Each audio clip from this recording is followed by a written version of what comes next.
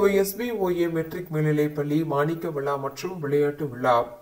Kovai Sokkampudur SBOA matric மேல்நிலைப்பள்ளியின் 40ஆம் ஆண்டு மாணிக்க விழா மற்றும் விளையாட்டு விழா வெகு விமரிசையாக நடைபெற்றது. SBOA கல்வி அறக்கட்டளையின் தலைவர் முனைவர் நிதிஷ் ஆண்ட்ரியா ராஜாசிங் தலைமையில் நடைபெற்ற விழாவில் செயலர் மற்றும் தாளாளர் செந்தில் ரமேஷ் துவக்க உரை ஆற்றினார். கோவை SBOA பள்ளிகளின் தாளாளர் முருகேசன் அனைவரையும் வரவேற்று வாழ்த்துரை வழங்கினார். பள்ளியின் முதல்வர் சபுரால் பானு இப்ராஹிம் பள்ளியின் ஆண்டு அறிக்கையை சமர்ப்பித்தார்.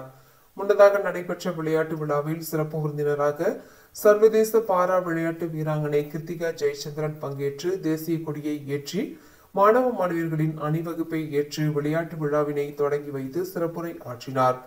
இதில் மாணவ மாணவிகளின் திறன்களை வெளிப்படுத்தும் விதமாக பல்வேறு போட்டிகள் நடைபெற்றன. தொடர்ந்து மாலையில் பள்ளியின் 40ஆம் ஆண்டு மாணிக்க விழா சமஸ்கிருத தாகூர் ஆகிய கலாச்சாரம் என்ற தலைப்பில் நடைபெற்றது. இதில் கோவை வணிக நீதிமன்ற மூத்த சிவில் நீதியரசர் தாசி வி வேதகிரி முதன்மை சிறப்பு விருந்தினராக கலந்து கொண்டு உரையாற்றினார்.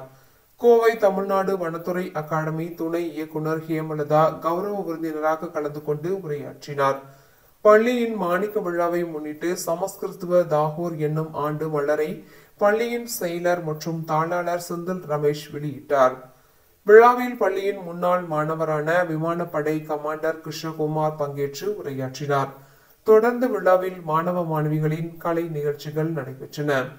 இந்திய பண்பாடுகளை எடுத்துக்கூறும் வகையில் நடைபெற்ற ஆடல் பாடல் நாடகம் போன்ற நடன நிகழ்ச்சிகள் வெகுவாக கவர்ந்தன.